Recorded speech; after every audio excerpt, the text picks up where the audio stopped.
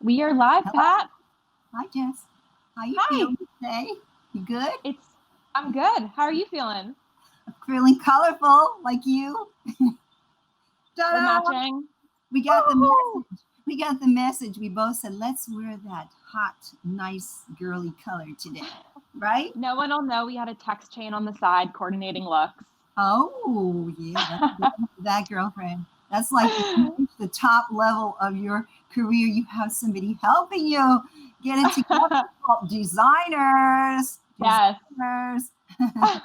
Like, don't stay home and sew. Go buy some clothes. Get out of the house. Have a life. I mean, our clothes help us get out of the way of all the things. They just help us. It's a decent, very decent. Exactly. Dress up. You put on a dress, put on some jewelry, and even if you're home, you feel good. I know. My friend made these earrings. Her name's Galinda in Paris, and they're kind of like, you could pray on them if you want. Oh, they're beautiful. They look, oh, yay. Absolutely beautiful. Crystals. Ooh, yeah. I love those colors. Oh, this is really cheerful. So I think it's so important, and the way the world is, we all try to keep up every moment, don't we? Like, you're talking to people and keeping it lively, and I'm dreaming about what I want to paint next or make next. I made this. And just oh my God, really?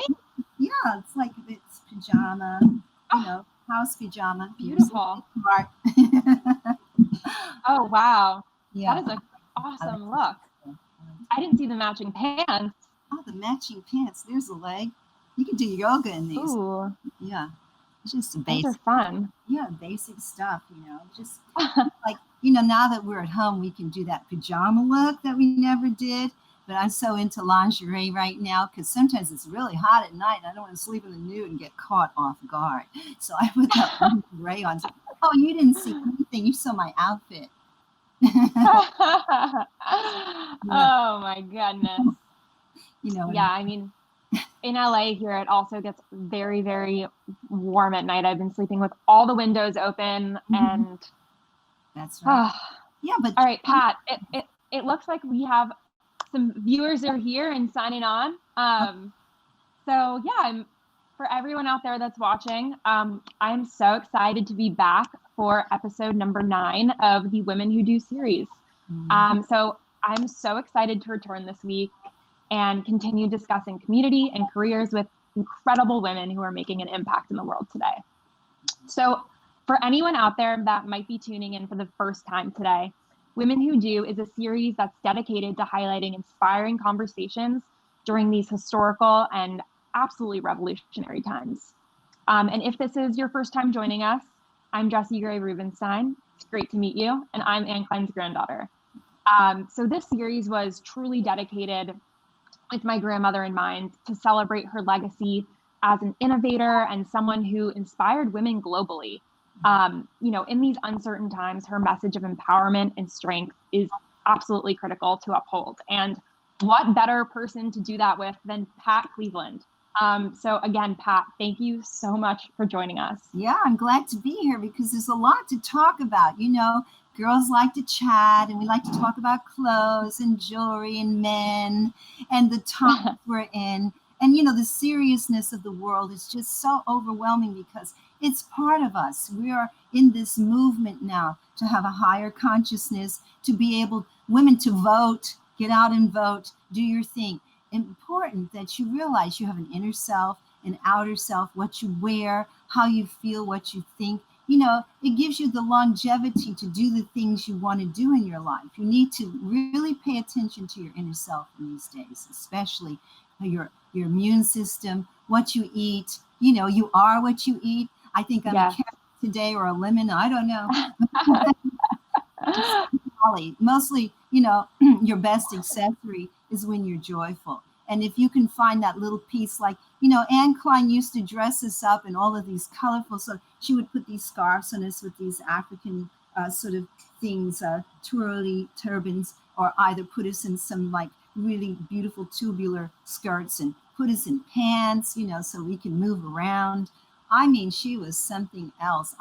Your grandmother, of course, is something else, but here you are, and you're just like carrying on and letting people know that women need a chance to chat to each other and tell the truth. You know what I mean? About what's Exactly. Took the words out of my mouth. Oh no. Yeah, no, Pat, as I was saying before, I have so many questions for you. I mean, I grew up hearing so much from my father about the Battle of Versailles, about you, about, everything that my grandmother did. So for anyone that's joining us today and, they may not know too much about the Battle of Versailles, can you tell them a little bit more about what that was and kind of what it signified? Well, in 1973, America was hopping. We had this great music and we had these great young designers. And your grandmother, Anne, she was amazing because the fact is she put women in pants, first of all. And she let women know that you could wear this to an office and you can wear this as casual sports. So she did a kind of sporty look for women, which gave us the freedom to move and to be strong and to be powerful in how we sat. Everything was about the skirt in those days, mini, fancy. And she put those culottes on us so that we could have pants and a dress at the same time. So we were prepared for everything. And so she was a very powerful lady because, in 7th Avenue, women really didn't have a chance. There was a big competition. So the whole point of your grandmother, Anne, is that we all were invited to go to Paris. And she didn't have to go, but out of the generosity of her heart, she joined the other male designers, Halston, Bill Blass, and we had Stephen Burroughs, and we had Oscar de la Renta, we had Anne Klein. So she was like the only lady, in a room full of men. Where does that put you? But she was strong and determined. So we got to Paris in the middle of December and the snow started coming down in Versailles. And the whole purpose of going to Versailles was to do a benefit to fix the roof in a crumbling building called Versailles. So all of the royalty was there. We were invited by the royal princesses and princes and everybody. The Duchess of Windsor. And we had on our side the American girls, which were 10 Black girls, which was not like the Vogue in Europe at the time or in America. It was sort of like the forbidden fruit. Why are you taking those girls? Because the Black girls could walk. They had beauté. It's called beauty beauté. Anyway, they could walk to the rhythm of the music of the time, which was very R&B, soul, and disco and everything. And these 7th Avenue models could walk the runway to show the clothes in a way that maybe photographic models couldn't do. So Anne, your grandmother, chose like 10 girls who were of color, and every girl had to be chosen by the designers. So if you were on that list, you got to go. And so she decided to go, and we were there in this beautiful, beautiful Versailles, which was as cold as you can imagine. It was like being in the South Pole in the back there, backstage. It was so cold and so dusty and so dirty, and it needed a good cleaning up. But anyway, we were there, and we had to get used to not having our daily routines, which is, in America, the way we work is 9 to 5 in those days, not 24 hours like how we work now. But it was like 9 to 5, and then you go have your life. But in France, if you were working in fashion, it was 24 hours a day. I mean, there was no time. And so the Americans felt, well, let us get on stage and do our thing, and you can la-di-da as much as you want. Take all the time you want in rehearsals, which they did in France. They took all the time. We had no time for rehearsals. But guess what? We had walking girls that knew how to make a show in a minute. And we had Anne and her group, and our designers were just pronto because we were used to doing 9 to 5 7th Avenue. It wasn't like we were going to drag it out and do a whole show. But the wonderful thing at Versailles, there was Nureyev and Josephine Baker and Princess Grace of Monaco, and all of these ladies are the Rothschilds, and anybody in high society in the European continent was there. And being in that stage at that time, in that place was sort of like a forbidden dream in a way, because who gets to be on stage in Versailles besides the royals like a couple of centuries ago? And so walking down the Hall of Mirrors, before the show, it was not the Hall of Mirrors, it was backstage, and there was a lot of chaos, and nobody was kind to anyone else. But we hung together, the Americans, and we said, okay, we're going to go out there and show them what we're worth. Because I think the couture houses were so respected, but the Americans were not looked at as being, couture or anywhere on the map as far as fashion was concerned. They were considered, okay, those are the Americans, let them stay over there, and we are the French couture. They thought they just copied the French, right? Yeah, everything was copied. Let's get a special look at this awesome fan. Oh, this is a fan I made.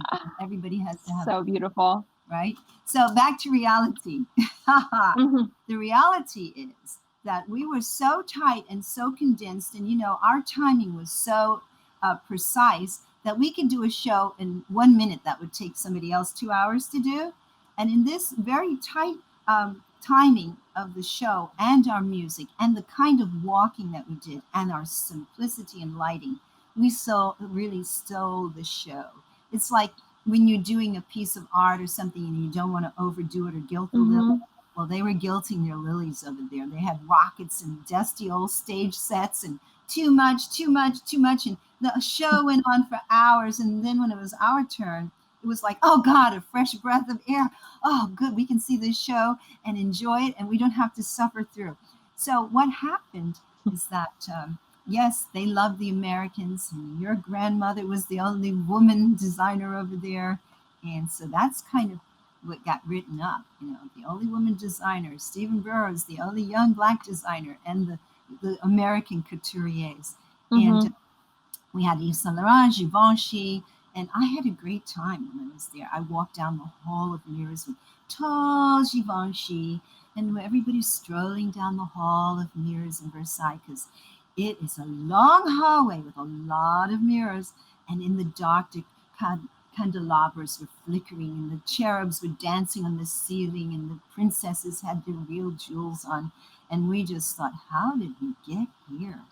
But anyway, they loved us, and they wanted more, and that's how America got on the map of the couture world. Okay. Yeah, I mean, I've heard that it was kind of since then, or before the Battle of Versailles, it was kind of thought that a lot of the American designs were like copies of French designs, but it was just this whole different look, and it clearly made a huge impact. And climb was sports, women didn't have that outlet. They didn't have a chance to be like that, and so women were like struggling to be like equal opportunity in the workplace, right? And the designers were trying to simplify everything, like Halston cut in the bias, Stephen made clothes that fit the body to dance. Oscar de la Renta made these big ball gowns that were sort of couture, and everybody had a different style that represented America. So it was very powerful to see this. And actually, some of the European designers were actually copying some of the American designers at that point because of our sporty nature and our free spirit in the way we dress and the way we behave, I love the story I've heard of you getting on stage and just spinning like a moth around and around and around, and everyone thought you were going to go flying off of the stage, and you somehow you landed it. Yes, Johnny, something in that inspired moment. I remember when Halston said, now you just go out and you be the moth you were born to be. And I saw the light, and I just kept spinning, and I thought, God is in the room, and I'm a moth, and I die at the end of it, it doesn't matter. And then we used to have this saying in fashion, to die for. That means if it's so good, you just don't care if you die at that moment or not. Well, we're trying to stay alive now, so wear your mask. What was going through your head? Or were you like, I'm going to land this? Or were you like, I might go flying off the stage, but it's fine? No, I was in a mood. I said, let me check them. I went down to the end of the stage and pretend I was going to fall off, but I didn't, because you have to be like an athlete. You have to have body control. And you should know from dancing that, to pirouettes and stuff like that are very controlled. So that was never my forte. No, no, it's control. It's a power of using your body in a certain way. You have to understand how to control your body. You have to know how to balance yourself, and with high heels, as they say, dancing backwards in high heels. It's kind of life is like that for women sometimes. But anyway, I just think controlling and having a technique is very important in any kind of art, any kind of expression, dance or painting or designing. Your stitches, like Stephen Burrows had the lettuce stitch, Halston had the bias, Anne Klein had the sports look. She had some fabrics that women never even knew about that existed, that she was putting into the clothes. And everybody has to have this little kind of special technique that they do on things to make it their own signature. Yeah. Right now, I'm chignon. Do you have any like great Anne pieces from the 70s? Well, I do actually. I have a tube. Oh, wow. I have a little tube top that she put on me where we were doing kind of this African scene, and a little tubular skirt, because she made this like little wrap skirt so that you could go on holiday and wear them by the pool. It was a sports look, like the bathing suit with a little wrap skirt at the bottom. Yeah. I don't know if you've seen them, but yes, no, I've seen a lot of the pieces. Yeah, with some nice colors, brilliant colors, Mm-hmm. and that was kind of like, oh, look, she dares to put that on, she dares. And you still have it? I think it's somewhere in my collection. I hope I can go find it and put it back. Wow. Because I like to wear my clothes from like the last century. That was in the last century, you realize. I always call them personal vintage. Oh, like those pieces you got like 10 years ago and you still love it, but it was new at the time. Yeah, and personal vintage. It's going to be new again for you when you're later on in your life. Just keep putting those clothes on and try to fit into them. And at some point in your life, that's the secret sauce. The secret sauce is the fit, honey. The fit. Like throwing your regular clothes, but keep those the same. One day I'll get back in those. Actually, I'm wearing some of my clothes that I made when I was 15 years old. Wow. Can you believe it? I cannot believe it. But that's thanks to the couture cut again. Anyway, back to reality. The story is, yes, 73 was something. And yes, it did change everything for America. And yes, there was a lot of respect coming out of the fashion world around the world for the American designers. And that was the point, is that, everybody is good and everybody can make it to the top. No matter where you're from, if you're strong in what you believe and you're strong in your art and what you create, it will be on the map. Because the universe makes a place for everybody. Just like right now, we're fighting for that place in the universe where everybody is in universal love, balanced out. So we're just repeating some of the stuff where we become more and more conscious, of what we have to do. You know what I mean? I mean, 100, especially right now with everything that we're all going through together. That is extremely relevant. Yeah, and it makes like birds of a feather. We might start growing peacock feathers in a minute. Who knows? Just like your birds. Yeah, we're trying to keep it open. We're trying to like not work so hard that we just miss out on life. We don't want to miss out on the loving energy that we are supposed to be experiencing. Like with the kids not being able to go back to school, and maybe they need to love their parents a little bit and learn from them, or just the fact that some people. It's so sad for me. Sometimes I cannot even talk about all the terrible, horrible feelings that you get. Like you feel like, oh, I just don't feel well hearing all these things. But you got to reverse that and don't fall into that not well feeling. You got to fall into what you want to happen. You have to visualize how you want it to be, not let things get to you. I mean, if you're exhausted, like, sometimes I would be exhausted going to work and doing the shows all over the world and traveling. So I'm not going to let this get to me. This is something I want to do. Just 100%. It's all about your attitude, right? Yeah, attitude. 100%. Not snob attitude, just good attitude. Yes, your energy, your approach. Yeah, it's cool to be loving. Yes. That's the new cool. Love is the new cool. Right? I love it. Cool, I'm going to eat for lunch. What'd you say? I said I'm going to eat some love for lunch before Exactly.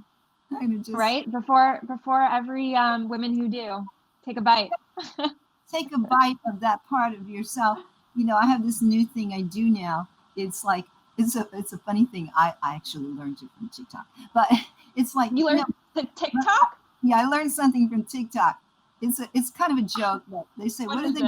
What do they do in Black families? And this is what they do. Somebody's eating, right? And then they stop for a second. And you know what that is? That's a gratitude second. So I'm very grateful for fashion because it's my flying carpet. It has taken me everywhere. You know, if you find something that can make your life more beautiful, a person or thing or something within yourself, and you take a moment to be thankful for that, you know, just close your eyes and say, breathe it in, eat that love.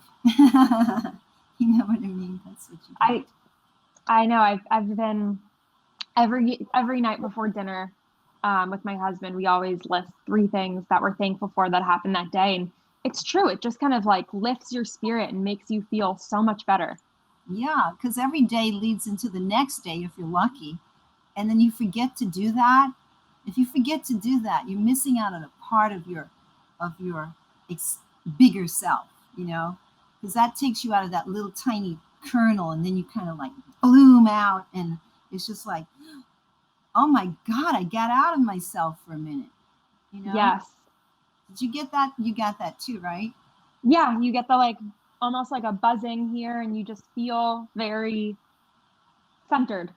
Yeah. And I'm sure, like, you know, like if you want to talk about grandparents and what they did and what they had to go through and how they were inspired to do what they did, you know, sometimes it's just for the love, you know, it's just to have that moment where they feel like, oh, wow, I got to do this. Like we get to talk to each other because somehow we have this technology that we were lucky enough to have. I know. It's unbelievable we're able to be here today speaking through a camera. Yeah, I mean, this is like, you know, when I grew up in the 50s and your grandma, she didn't have this. It's what we have that we have to be thankful for at the moment. You know. So Pat, you know, you are obviously such a trailblazer like my grandmother, and it's just so amazing. Like you were one of the first Black supermodels to shoot with photographers like Irving Penn and Richard Avedon. But I think it's, you know, none of these iconic shots were chosen for the cover of a major publication. And people were, I know, like going wild over these images at the time, saying they were so amazing, yet they weren't chosen. So I totally understand. It must have been so infuriating. And, you know, you moved to Paris. Yeah, frustrating. Yes. You moved to Paris, where, you know, your art was truly appreciated. And you said you wouldn't come back to the US until a woman of color was on the cover of a major magazine. And I love, you know, that you were true to your word. You finally returned after Beverly Johnson was featured on Vogue. So, you know, outside of that incredible moment, did you notice a change in the modeling industry after the Battle of Versailles? Like, kind of how did the industry shape after that? Well, I had to keep going back and forth, you know, to Europe and finding my place because I was like this seed that wanted to blossom. But when I actually noticed it the most was when I was in France and the ateliers of Yves Saint Laurent, and Yves Saint Laurent was the first one to have a Black girl in his shows, and then followed Givenchy. And then times changed because the music changed, and coming back to America, they started using more girls of color in the shows, not so much the magazines, because there was no platform for a girl of color and all those nice colors that we love to eat the chocolate. But anyway, there was a magazine that was created called Essence, and there was Ebony, and so there were more places to place the girls, and so then I noticed there were more girls coming over to Europe because I mostly stayed in Europe. And when I did come back, it was pretty much the same. Pretty much the same except for the shows. We always had many black girls because of the way they move and the rhythm of the show. And so therefore, I noticed at one point, it's all about politics and sales. And, if they feel that the society is not ready for that, then they make the moves they have to make. Even now they make the moves they have to make. I'm on the cover of Italian Vogue September issue this month, and they made a move. And there's 100 covers, and I'm one of the covers. And they made a good move, I think, because they are all inclusive, all inclusive, forgetting the politics, forgetting who or what they're selling to or whatever. It's just people showing that dignity of dressing up, whether it's a fig leaf or a bone through your nose or a Walmart's pair of shorts, any kind of clothing that you have on that shows what you have for your life, and designer clothes that are so beautifully made and positioned on these days on all kinds of different looking people. We have all sizes now. Oh my God, girls were starving themselves to be in fashion, which was very sad because I only got into fashion because I had to wear clothes. I don't have a ton of feathers and accessories. I have to put on clothes to look bigger. Big girls were getting all the, the whistles and stuff because they had to girl accessories. But, many much more than me and some other girls. But now these things are all sort of like coming into play where all women are beautiful. And that's kind of cool. And all colors are divine, and that's kind of cool. And whether the politics in America is racist or whatever, people are still beautiful because that's the nature of a human being. It's to be, women love to be beautiful, and women love to be strong. If you're not all fancied up and have every jewel and dress in the world, you still have a beautiful strength, like that kind of divine inner strength that women have, whether of 1 or 10, whatever it is, wherever you live, you have that kind of beautiful consciousness about nourishing, and that's the kind of beauty that the world needs now. And that needed to be expressed more in the 70s and the 80s, through color, exterior beauty, like the designers started I owned a model agency for 20 years in Italy, and the politics was of it that one year we'd have like 20 Russian girls, the next year we'd have 20 African girls, the next year we'd have 20 Chinese girls. And the reason was the politics was about the commerce of what we were selling or buying in fashion, the fabrics, or where they were opening stores in Russia or Africa or, South America. So it was all about appeasing the national politics of fashion, which is what commerce is in a way.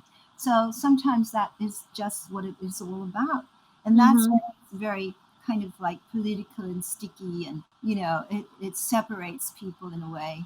And like these days we're going to come back to what we're doing is in a totally different way. With kind of everything that's been going on in the world, how do you see that the industry is going to continue to shape? Absolutely, because there's going to be less cruelty in fashion. Not to say that, hunters of foxes and things where your life could be in danger. That's one thing, and you need to do that because that's what your resources are. But, there's more like vegans and using materials that are not harmful to animals and, not harmful to people digging in mines for diamonds and stuff. And, like people are having the consideration of what toll does this take on a human life doing these things? What toll does this take on nature? We don't want to destroy everything for vanities, and So we're going towards learning how to do these things. Not everybody's super smart. We're just here to learn. We're learning how to get back to our real selves in expressing what we are. And fashion, we in the fashion world, we try to say something about, having a certain joy in play and play a little bit and try to feel joyful and ceremonious, create a ceremony. I mean, you have the bride or you have the ceremony where you get dressed a certain way. It's not a bad thing. And it is, oh my God, a hummingbird. Yeah, that's the first one I've seen this year. You have tons of them out there. Oh, But, I have so many in my garden. oh, I'm jealous. You want a peacock for a hummingbird? Anyway, I'll take a peacock. I can't get it to you. They're wild. Anyway, Becky. No, back to reality. The reality is that fashion is a wonderful thing. And, making fabrics and things like, and weavers and fabric makers, and this is a whole thing. It's a business. It helps people feed their families. When the business shuts down, all those sewers, they don't have anything to do. And when the business shuts down, the makeup artists don't have any faces to ping on. I need a makeup artist because I'm just a bare canvas sometimes. And, everyone has created all this work, the hairdressers, the photographers, and the stylists, and the people who own these studios, everything built around making something look beautiful, just so that you can, say, oh, here's a finished product, and please, can you take our product and enjoy it? That's, everybody's trying to say, hey, look what I'm doing. Maybe you would like this, and maybe this will help me feed all of those people in the back room. That's kind of what Anne Klein had to do, is feed all those people in the back room. So she had to keep hacking it out. Make those pants, girl. Oh, she was laser focused. That woman. Very good businesswoman. Nice logo, creating all of this, It was really wonderful. Yeah. Very nice. Very nice. Very kind to me. She actually drew her logo, the lion. Yeah, she drew the logo. Yeah. I just thought it was so cool, that she had that. It was very powerful. And okay, and Pat, there's one other thing. I know when we signed on, I was like, I have 5,000 questions for you. I have another question, and I want to get to we have some really awesome, a lot of people are asking questions in our chat. I'm scrolling through. Oh, hi, people. But I was wondering, like, once you kind of stepped off the plane, leaving Paris, and you got back to New York, was it kind of this like moment where your career and fashion in New York just like changed? How did things kind of feel differently once you returned home? Oh, well, we were the champions, and the 7th Avenue just picked up because everybody felt like royalty after that. Everybody said, okay, we're going to go to the shows. We're going to buy those American clothes. And even some ladies who were like always, going to do couture in Paris dropped it and only started buying, from the American designers because, oh yeah, they were the leaders now. And a lot more Europeans were then shopping American designers too, right? Absolutely, because, they wanted to get in the groove. They wanted to have that a light spirit and not be old fashioned, things just like, okay, it's a new time. Okay, let's change. Let's go to America. It's like the new couture. And you started seeing that. And the girls started working more, the 7th Avenue girls around the world, because they were the American models. So cool. I wish I could just time travel back to see it. Oh, you're there. You got a good imagination. Born with it. All right, Pat, let's see some of these questions. Okay, lots of really great questions in here. Marika Woods asks, what was Josephine Baker like? Well, I've always known of her and my family because my godmother was her Sunday school teacher and told her to run for it and go to Europe and taught her piano. So Really? Wow. she's always been a myth in our family, like she's part of the gang. That was my grandmother's sister who taught her.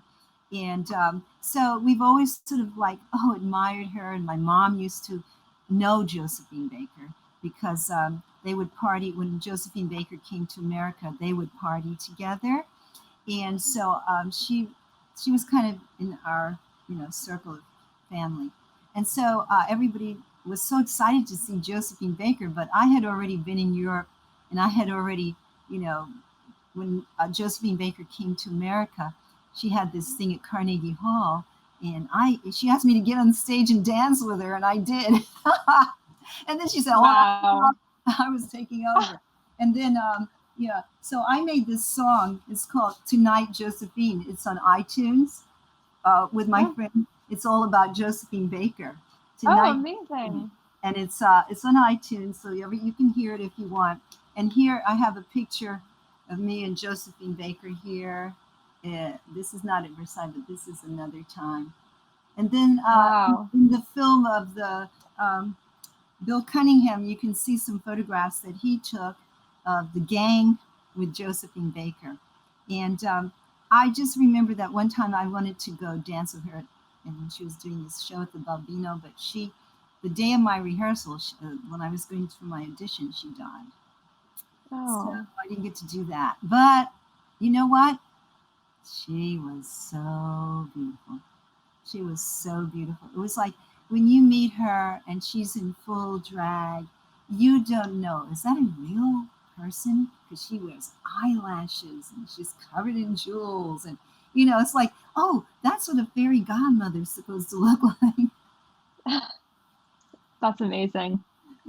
Wow. I love the inside cover of that CD.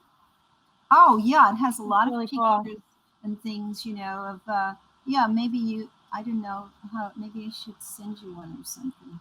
But anyway, I used to imitate her all the time. Oh, yeah, here's another one of her dancing. I don't know if you can see it. Dancing. Yeah. Josephine. Oh, yeah, I see it. The center-ish. Me imitating her. I had this layout in Vogue of me as Italian Vogue of me as Josephine Baker. And I always did her on stage, like, it was her and olive oil. That's one of the two. Olive oil? Yeah, like Popeyes?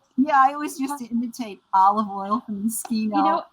That's what people called me growing up because I was the height that I am now at like 10, and I was so lanky. That was my nickname for years. Yeah, you see what I mean? So it lets you go. Like a floppy little noodle. Like, woo! Olive oil on them. It's okay to be a cartoon, and so Patrick Kelly used to do me as Josephine, and I had a good time, the Back to Versailles and all that, and all the girls from 7th Avenue, when they saw Josephine Baker, they just, oh my God, they were having you thought they were going to have a stroke or something, but they were too young to have a stroke, so it was like, yeah, I think the people that you meet in fashion, it's just like, it became like married with music and married with movies. And, it's just, you think of people, clothes help. Yeah. It's true. If you're having a bad day, but you love your outfit, your day is 100% better. Yeah. Than it would have been if you didn't feel so great about what you were wearing. Yeah. And sometimes that could happen too. But if your attitude is about, hey, this is on me, so what am I going to do with it? If you get something that you don't like, just turn it around the other way and wear it backwards if you want. You'll find something to do with it. Put one sleeve right around and down the other way.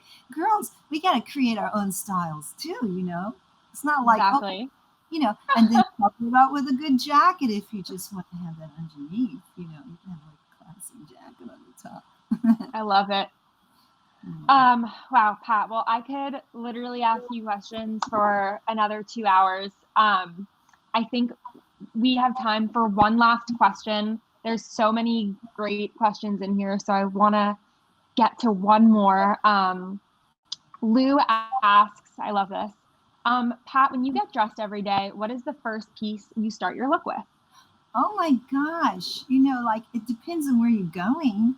I mostly wear my bathing suit around here because I have a pool. But I love bathing suits and a little sarong, for at home when the weather's nice. But after that, like you have your inside clothes and your outside clothes. So you should never wear your inside clothes outside. That's all I know, because it's just too easy to do. And so what you should do is always think the colors that go with your character and stick with them.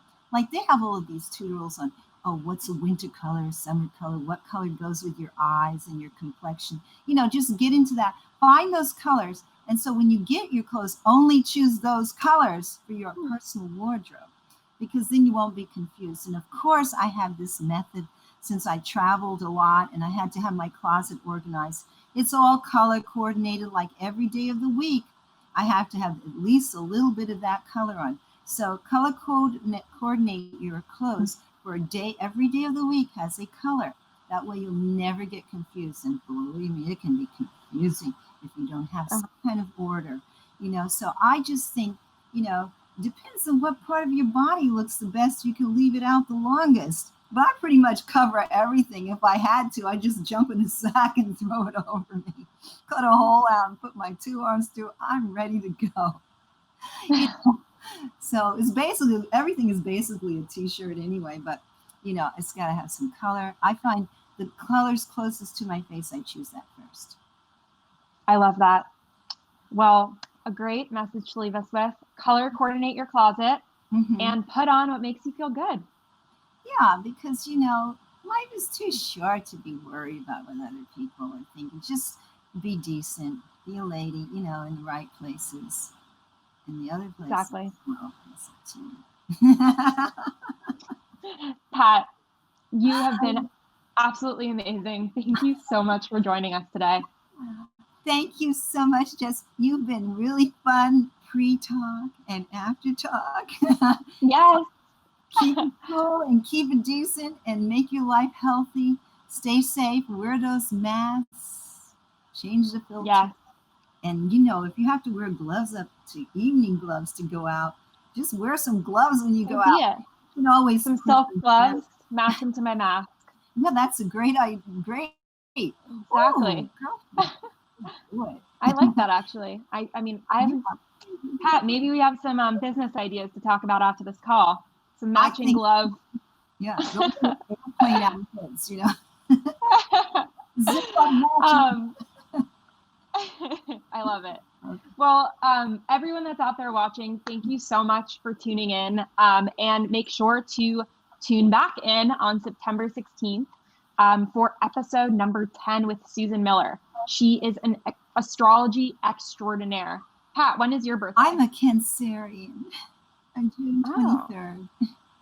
Nice. I am August 16th. Oh, wow. That's the birthday lion. It's a lion. Oh, yeah. Yeah, that's your grandma. You can use the lion. Oh, boy. She's August 3rd. So we both have that Leo energy. Yeah, my mom is Leo. They're cool, honey. They're the personified. Get it.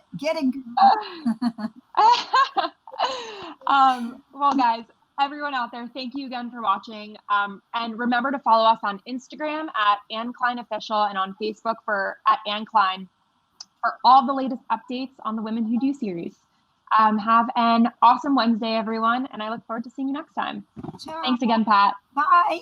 Stay cool. Bye.